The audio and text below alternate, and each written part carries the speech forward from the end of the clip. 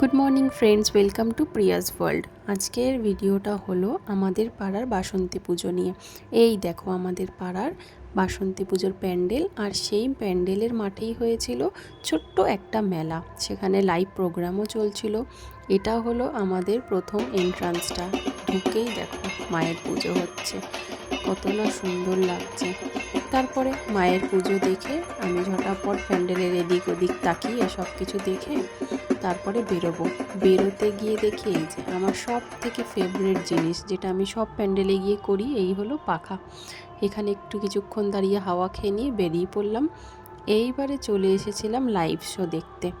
যদিও বা গানটা ভালোই লাগছিল, তাই একটু দাঁড়িয়েই পড়লাম, আমি কিছুক্ষণ শুনে নিচ্ছিলাম। এবার তোমরাও কিছুটা শুনে নাও।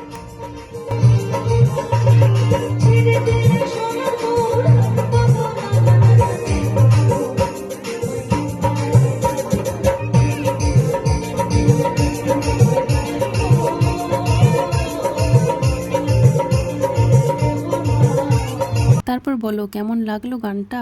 কিছু বুঝলে? তোমায় বুকের মাঝে রাখবো, ছেড়ে দেব না। যদিও এটা শুধু আমার একটা স্পেশাল মানুষের জন্যই, বাদ দাও সেই সব কথা।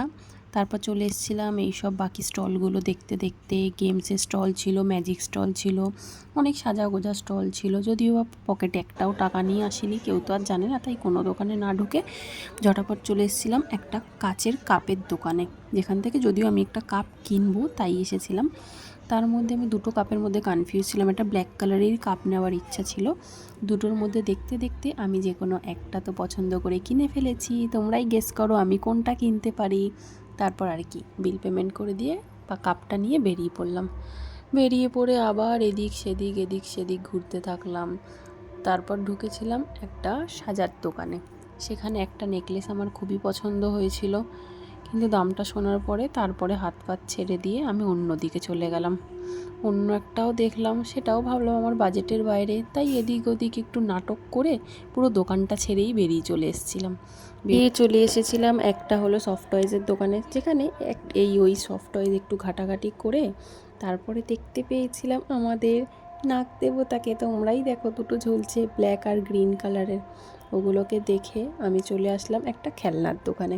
সেখানে ওই যে আমার পাকনামোর স্বভাব কমে না, তাই এদিক ওদিক খোঁচাতে ওই দেখো এক্ষুনি কী করবো। আমার পাকনামো দেখতে দেখতে একটা আন্টি আমাকে এই সুযোগে ধাক্কা মেরে পালিয়ে গেল।